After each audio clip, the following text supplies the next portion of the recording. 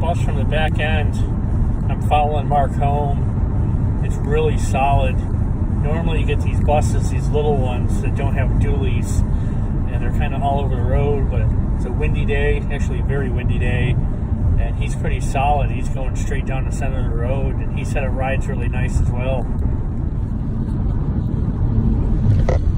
So Mark's father bought this little minibus, and he's going to turn it into like a little tiny house. And we went out this morning. We left early this morning, drove out to Massachusetts, out to Cape Cod to pick it up. And now Mark is in the bus driving it back home. His father's with him, and I'm following him back.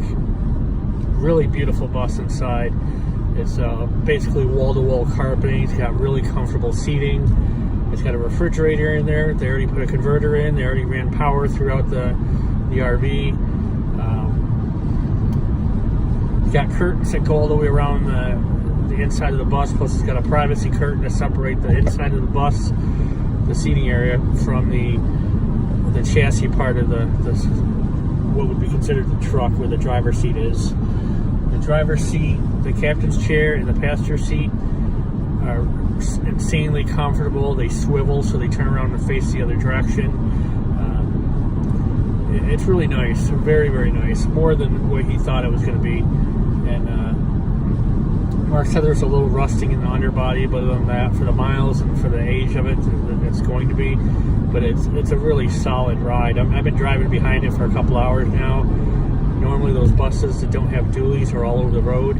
We're in really high wind right now, and it's nice and solid going right down the road. No problems whatsoever from back here. And Mark said the same thing driving it. I think it far outweighed his father's expectations from what he said. He was planning on getting it back to Syracuse and tearing right into it and starting the conversion to his tiny house. But now seeing how nice it is on the inside, he's got to rethink his whole plan and really put some thought into how he wants to do it. And his father is really good at woodworking. He was a woodworker for years, a cabinet maker. He built a little RV on the back of his pickup truck, but nowhere near enough room for him. And he'll be able to stand up in this. I'm 6'4", and I can almost stand up in it. I got to bend my head down a little bit just to walk through it.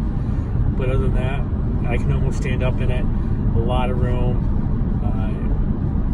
So he's going to go back home and think about it and rethink his whole plan, what he's going to do with it. It's got a little table on the side that folds up, but it's not very big. It's more like a little laptop table, just so you have something to set your laptop on. But he wants to put a whole counter in there and some cabinets and put his bed in there. So he's going to live in it full time. So he doesn't have a house to return to or anything like that. He sold his house and is just going to live in this minibus that he's turning into a tiny house. So I can't wait to see what he does with it. Got a lot of video clips of the walk through, the walk around it, the walk through the inside of it, and I'm gonna probably upload that tomorrow. Tonight we'll get at least one video up, and probably just gonna be this one where we're discussing the whole operation about the bus and what he plans on doing with it. So if you watch this video, tune in tomorrow to watch the second video, which is gonna be part 2 of the bus itself, what it looks like on the inside, the whole walk around. And then we're going to be checking in with them every couple of days to see how the build out's going. And we eventually want to do something like this, but we want to do it with a van, to have like a stealth camper van. So we go on vacation, you got something to sleep in, and we want to build the whole thing out. And when we're moving trucks for our transport company, between our runs, we don't have to sleep in the car or sleep in the back of the truck, which is really uncomfortable. We'll have like a little stealth camper on the lot, so we can come back and hang out in the van. And the plan for the van is to do the sun's kind of picking up a little bit. The plan for the van is to do a little kitchenette and 2 twin-size beds or bunk beds. We didn't really figure it out. And I found a really great van made by Nissan. It's absolutely perfect. It's extra wide. It's high roof. And of course, anything that's nice we can't get here in the States.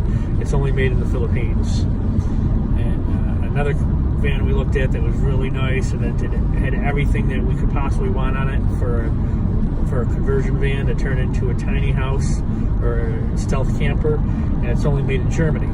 So pretty much anything nice you can't get here in the United States anyway. But there's going to be more videos to come of the whole transformation of his bus, the build out, kind of do some video along the way about what he's got going on, and then eventually the final product, how it turns out. So stay tuned.